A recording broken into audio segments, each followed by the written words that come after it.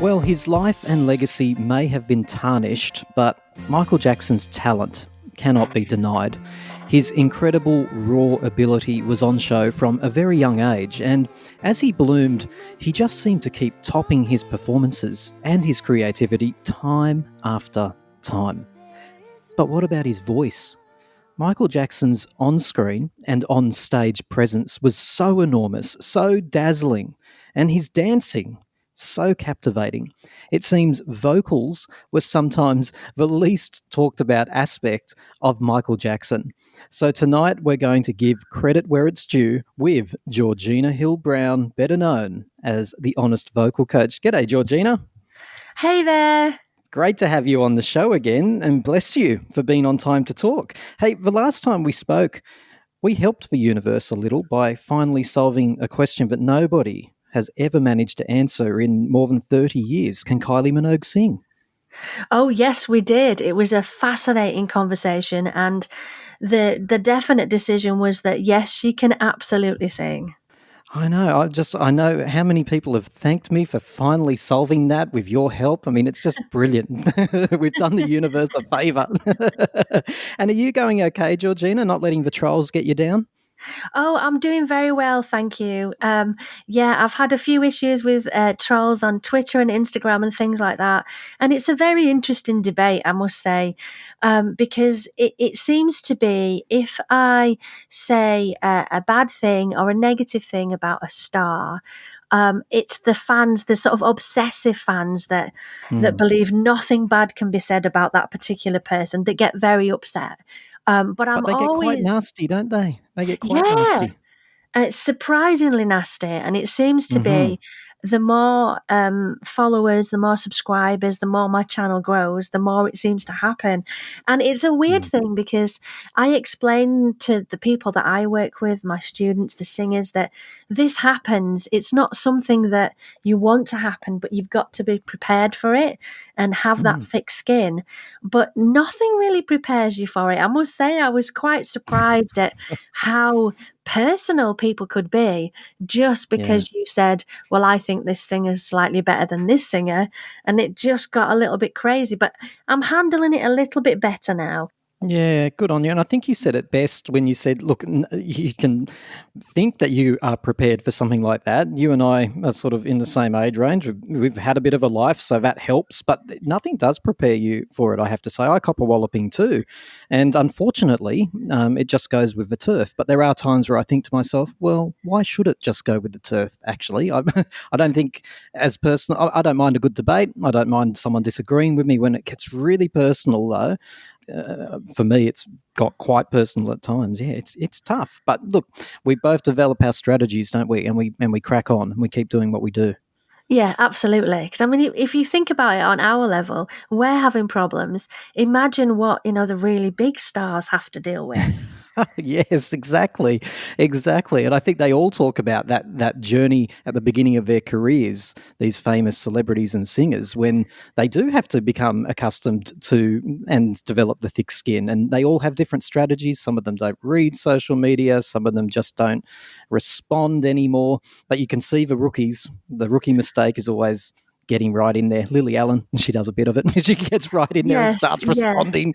Oh, not a good idea. Yeah, because that was one of the difficult things to start with because you want to fight your corner and say, well, Hmm. why does this need to become personal? We're discussing an issue. This has nothing to do with me personally. It's just my opinion. But yeah, it's a tough one, and I do agree with what you said that. Why should it be part of the industry? Why? Why?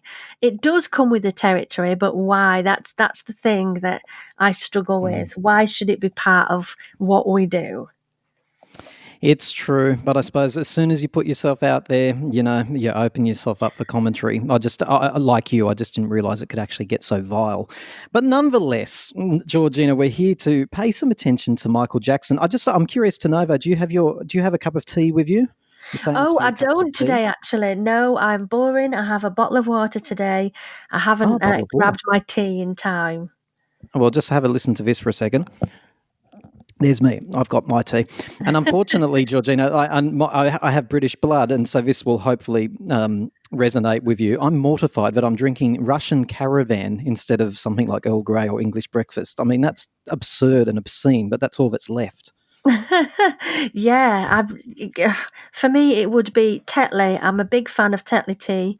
And we obviously Yorkshire tea. My brother drinks Yorkshire tea. He's obsessed with it. He said, "Well, if you're from Yorkshire, you have to drink it." I'm going to get me some of that. Oh, it's a very nice tea. I find it a little bit too strong, Mm. but it is a very nice tea. Michael Jackson. Now, I'm a huge fan of his work. And I have to say, Georgina, all my life I've just been so stunned at how effortlessly he could adapt vocally from soul to pop to rock to ballads. His voice is extremely versatile. Am I right? Yeah, I absolutely agree. I adored his voice when he was a boy. The ability that he had over his voice and the just general agility. I mean, Who's Loving You? The beginning of that song has become so iconic as an audition song for singers because you got a riff at the beginning of it.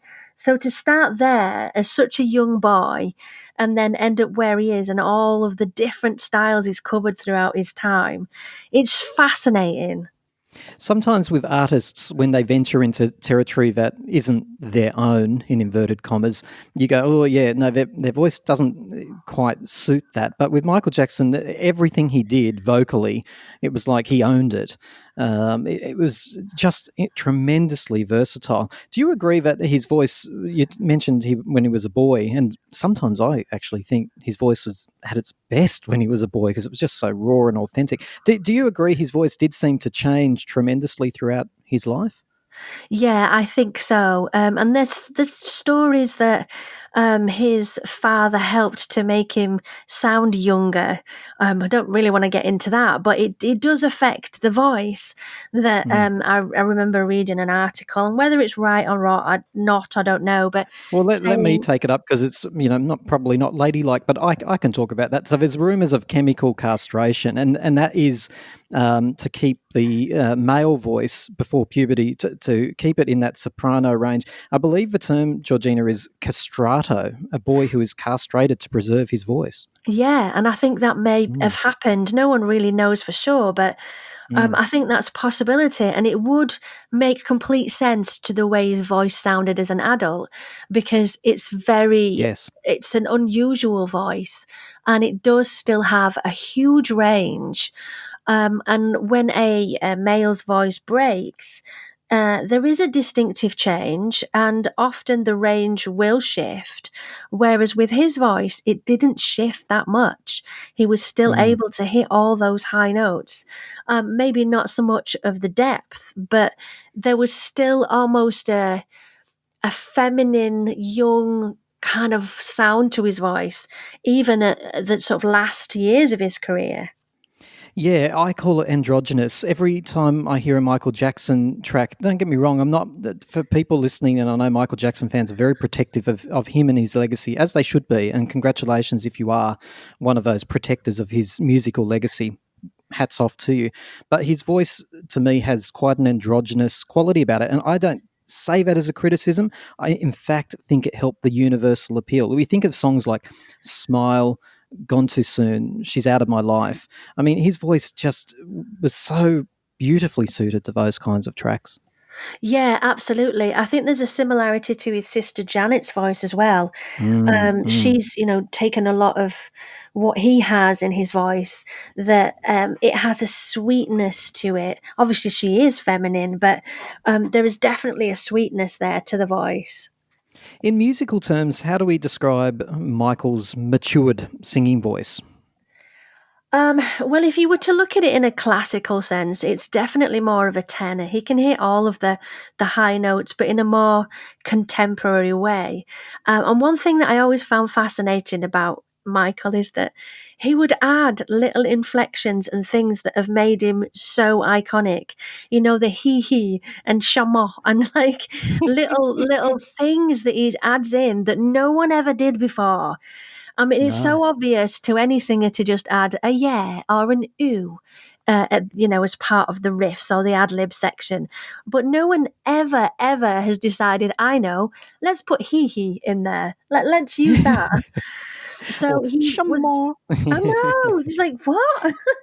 It's so just and so iconic and clever. And how he managed to build that as part of his brand. It's crazy because when, I speak to people about Michael, they'll that's the first thing that they'll do. They'll go, hee hee. And they'll be like, okay. And he Isn't was that so proud of it crazy? too.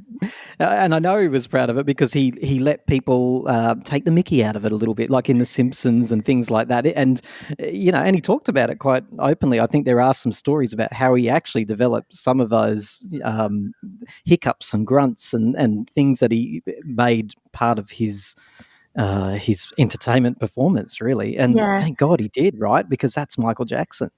it totally is. I mean, there was so many like, "Dah." That was another one where he'd just sort of go, "Dah," Yes. like an airburst. And they're so Yeah. unique. No one has ever done that before. Those noises, much as they're often mimicked and sort of mocked and teased a little bit, they are the passion. They are the music Oh coming yeah, from his yeah. heart and When his you say soul. mocked and teased, I disagree. I think they're genius. Yes, I yes. think it's part of him, and you identify, when you hear a Michael song on the radio, straight away from those sounds that is him. I mean, he had a distinctive voice, but it just kind of adds. It's something I teach all of the singers I work with is don't copy others. Try and find something that's your personal style that you can identify, and make it just make it personal and keep it. Mm, And he mm. definitely like did it and then some. Absolutely. I think we're here to talk about Michael Jackson's vocals, but when I was sort of thinking about what I could contribute to this conversation, I truly came to the conclusion that with Michael Jackson, like the technique of his vocals is almost secondary in a strange way. Like with Michael Jackson, his voice just has a signature, there's a DNA to it that could only ever be copied but never ever replicated. Yes, very much so. I've never heard anyone sound like him, which I think does put a little bit more onto the stories of what may have happened to him because it Mm. is an individual voice. There's no one ever that you've heard like that. As a vocal coach, dare do you dare to note any flaws in Michael Jackson's voice? For example, I'll start because I'll be the brave one here. I believe that the passion and the feeling of Michael's vocals sometimes they come at the expense of diction because it's often difficult for me to hear the words he's singing. Yes, I do agree. And there are many other singers like that, that it's the balance. You've got, on one hand, Mm. you've got the technical ability, the technique, and on the other hand, you've got the emotional quality. And you need a balance of both of them so you can understand the words and, connect with the performer. C is one for definite that often I'm trying to tune into some of the words that she sings. I'm like, what Hmm. did she say there? But because Mm. she puts so much emotional quality into it, you kind of don't care. Yeah, We exactly, should, but we exactly. get to a point where we're like, this is just so great. And he draws you in, almost like he has you in the palm of his hand. And it doesn't matter that some of the lyrics you can't hear because you're taken on the journey of the emotion more than pausing and going, pardon? What did you actually sing there?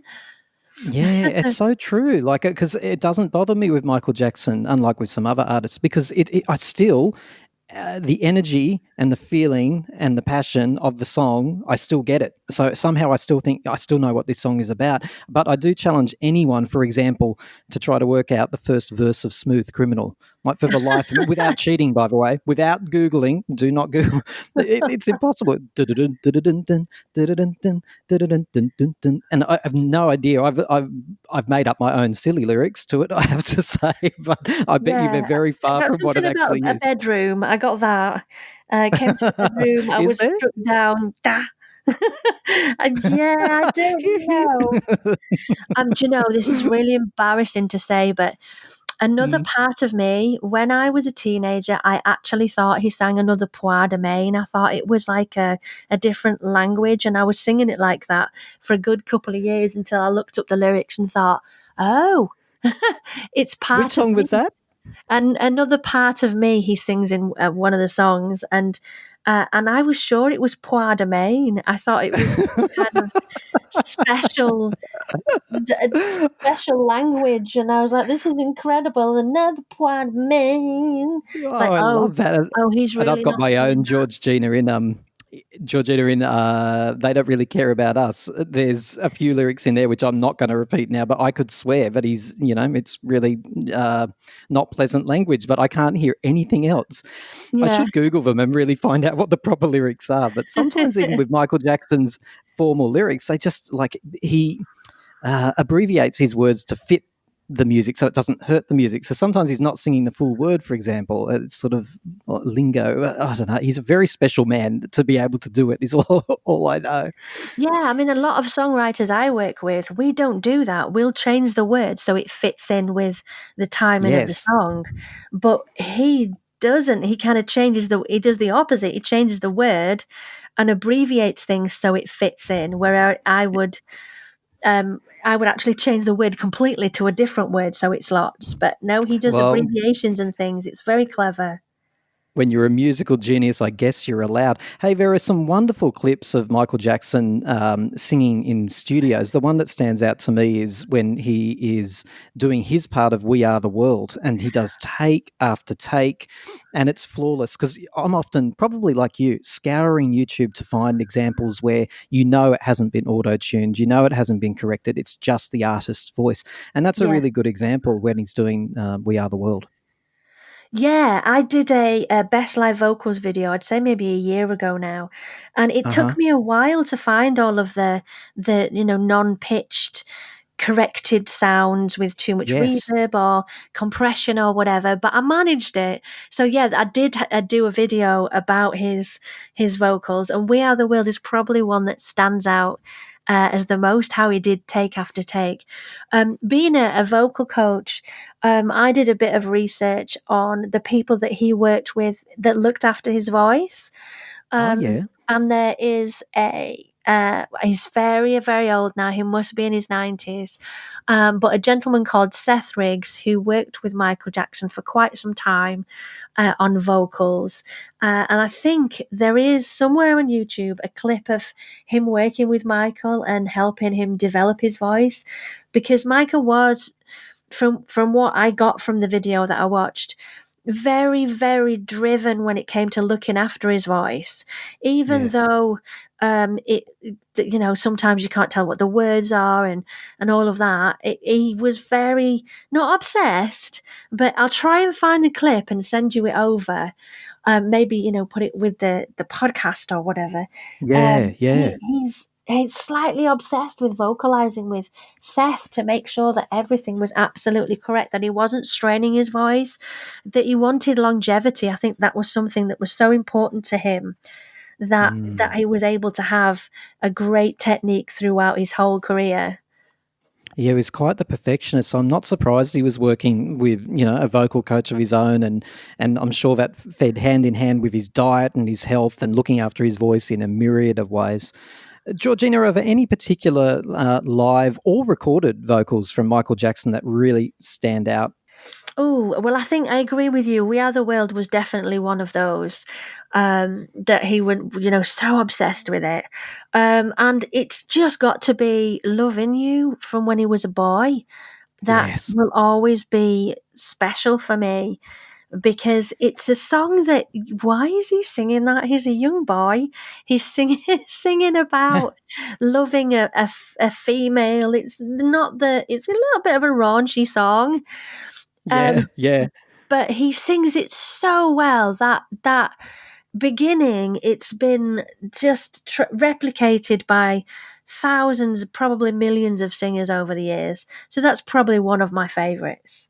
And I love Ben, like when he sings Ben Oh on the yeah. recorded version, but also there are some live ones that you can get as well. He just sings that with such passion. Even as a little boy, he was interviewed and they stuck a microphone under his face, and he was so uncomfortable with interviews even back then. And he said, if I don't believe it, I don't sing it. That's what he said. And he meant it. But there's something so from the gods and from the heavens inside of that guy's soul, or there was when he was alive. When it comes to music, like he felt it; it came from above, and that's what he used to say himself.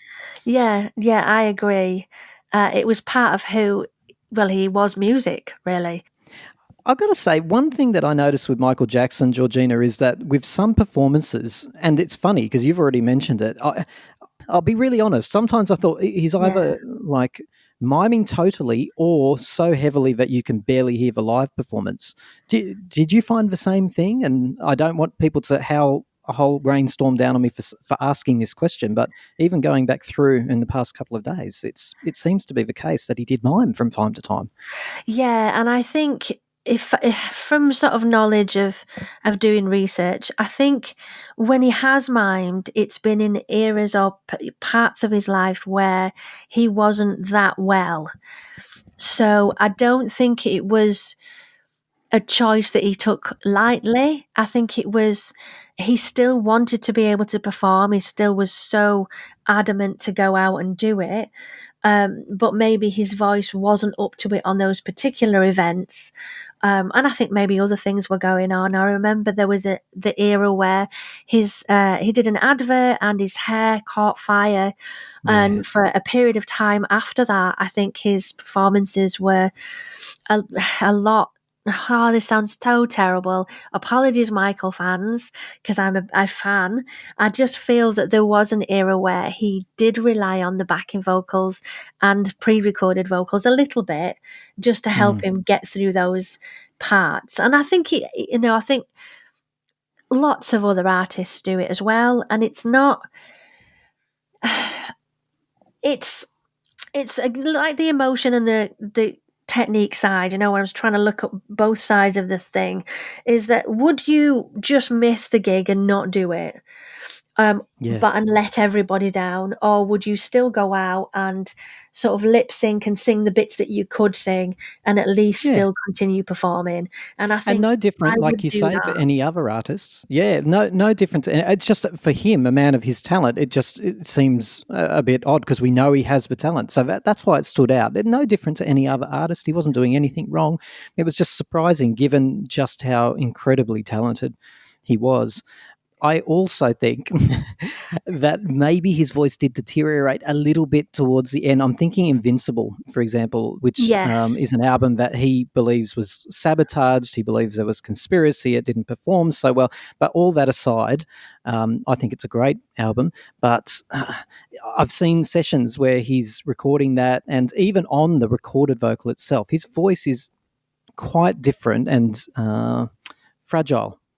Yeah, it is fragile. Very fragile, if I can say it. Fragile. And I think knowing what we know now about the painkillers and things that he often relied on, I have a feel that Mm, that will have affected his vocal ability. He may not have felt as bright and bushy-tailed, I'll put it that way, as he wanted to.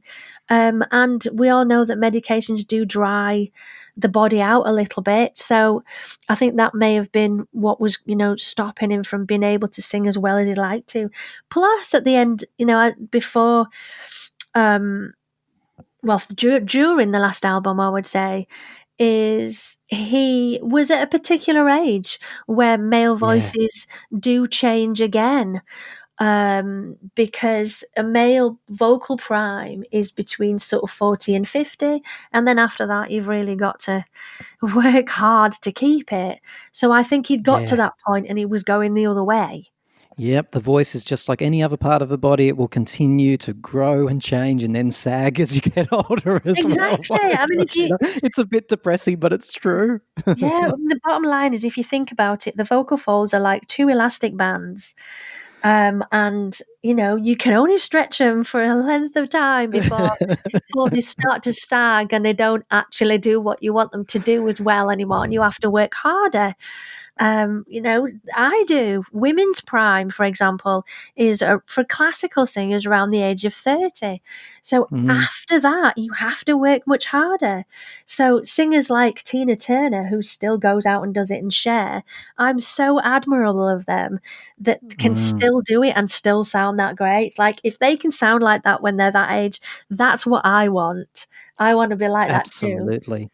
Absolutely, and people have got to, cut them a break, because to do what they're doing, to get out there and do it, wow, it takes courage, and it takes adaptability and flexibility and all of that. So to round this off in a very positive way, we both agree Michael Jackson was like the rarest of the rare when it comes to musicians, right? And vocally supreme.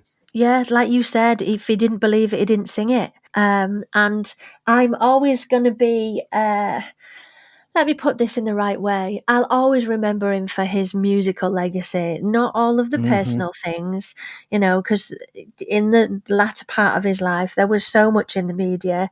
But for me, he was an incredible performer, an iconic singer, and I will always remember him for the music and what he brought in terms of emotional quality.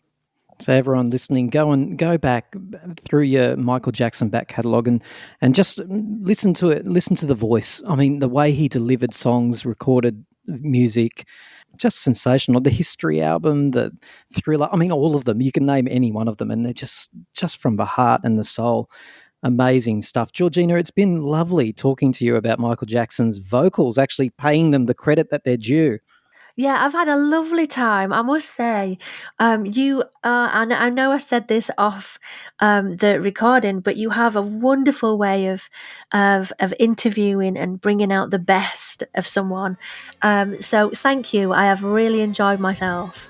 Oh, thank you, Georgina. It's lovely to hear from someone of your stature, to be honest, because I told you last time, I watch you nearly every morning.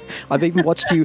One time you were in a drive through and I was watching you on my phone in my car. And I felt like we were doing drive through together. It was quite strange. So, yeah, don't let those trolls get you down. You keep doing what you're No, doing, I'm because you going to do it keep doing what I so do. I damn love well. it too much. Good on you. Georgina, you have a lovely day. You too.